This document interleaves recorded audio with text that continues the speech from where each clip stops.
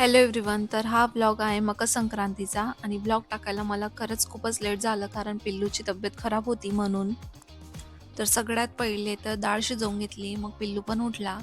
मग मी चहा घेतला आणि नंतर बासुंदी बनवून घेतली. बासुंदी बनवून झाल्यावर लगेच आमटी पण बनवून घेतली. पिल्लू पण मला हेल्प करत होता.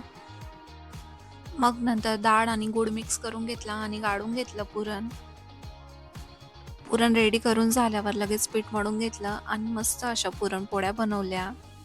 पुरणपोळी खरंच खूप छान झाली होती. मग नंतर लास्टमध्ये तळण काढून घेतलं.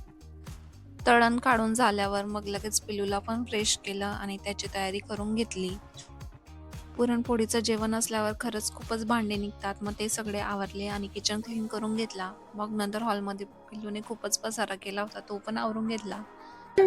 मग संध्याकाळी आम्ही टेरेसवर गेलो होतो पतंग उडवण्यासाठी आणि पिल्लूची माईकमध्ये तिथे बडबड चालू होती. आणि असा होता माझा आजचा दिवस. Thanks for watching. बाय.